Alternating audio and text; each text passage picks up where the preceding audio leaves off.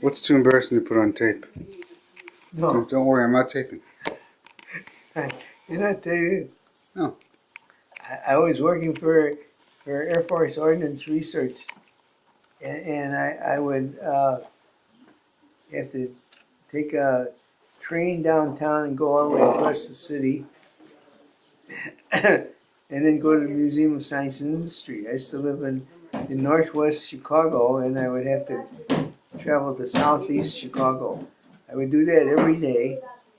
They would give me like time off, take Zygmunt's course, so I'd walk down to the Eckerd Hall What were you weighing? and come back, and then in the evening I would teach at IIT. I already had my master's degree. And I stepped on the scale in the Museum of Science and Industry because we were located on the fourth floor. This was a secret, I had to get secret clearance. They told me it would take a long time to get secret clearance, but I filled out the application, and in about 3 weeks they got my security clearance at the secret level, because I was from Chicago, and they just went right down there and found out all the people that used to know me as a little kid. So there was no difficulty getting this security clearance. Anyway, so I taught, and so I was at the Museum of Science and Industry working for Air Force Ordnance Research number 1, and then I would take Zygmunt's course at Eckerd Hall, so I would walk a mile and then back again, and they gave me time off to do that there, and they paid me a pretty good salary, and I learned how to do mathematical research working in over there, and I figured out all sorts of things, and they would stamp it with a big red secret. Why was it a secret? It was Air Force Ordnance Research number 1.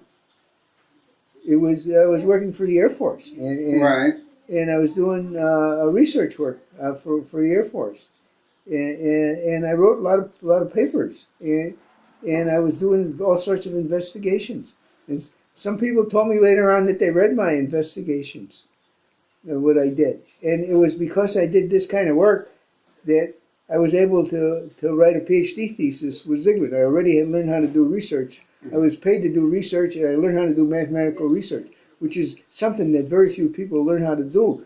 It takes a long time to learn how to do something like that. But I learned that. But anyway, I went to the, so we were located on the fourth floor of the Museum of Science and Industry in Chicago. This beautiful, beautiful museum. It used to be called the Rosenwald Museum. It was a magnificent museum. And so I went down there, and they had a scale. And I stepped on the scale,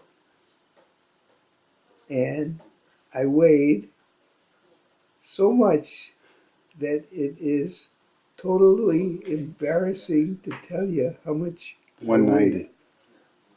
Even more. More than 190? 195. In between. 193. Something like that. 192. Yeah, so at that time, your mother was taking a course at Wright Junior. So then that summer, she had been taking a course in the springtime in nutrition. And I read the nutrition book. And that summer, I lost 50 pounds. Wow. You went from 192 to 146. Well, let's say I lost 45 pounds, say. 45 pounds. Down to 147? Yes, 140. Yeah, and that summer I had really a good time because I spent that summer every Saturday morning. Jerry Hirsch would pick Flo and me up in his little car, and we would drive out to Northwestern, and I would play tennis with him out there in Northwestern on those beautiful clay courts. It was beautiful. You know, in Northwestern University is one of the most beautiful universities in the country. So that was it. That's when you lost. What year was that? That was 1951. 51. Wow. No, that was 1950. 1950. And in 1951, in the summer of 1951, we took our second honeymoon. We took a car for the AAA. They paid us $25 for driving the car and all the gas money, and we drove it down past Shreveport, Louisiana, to Monroe, Louisiana. Mm-hmm. So we drove it down, and we drove it for the AAA. Mm-hmm. Wait, you got a second honeymoon? Yeah, we had a second honeymoon. What a second honeymoon? We went to Hawaii. We had a second honeymoon. Oh, that's right. Oh, third then. No, Okay. No, we had a second honeymoon. The cruise. Remember the No, cruise we took? this was really the second honeymoon. And I had by 1951 I had most of my PhD thesis done. The summer of 1951, Mm-hmm. I had most of my PhD thesis done, and so we decided to take a second honeymoon. To Monroe, Louisiana. Monroe, Louisiana. Then we got on a bus Mm-hmm. and took the bus to Orleans. New Orleans, and we spent 3 or 4 days in New Orleans. And on the bus, we met a guy, Bertie Hill, and he became our friend. And then we invited him. He was from Chicago, and somehow or other he became our friends. And I remember inviting him over to our house in Chicago. Anyway, so we spent a couple of days in New Orleans. My kids to talk to strangers and smoke? What's next?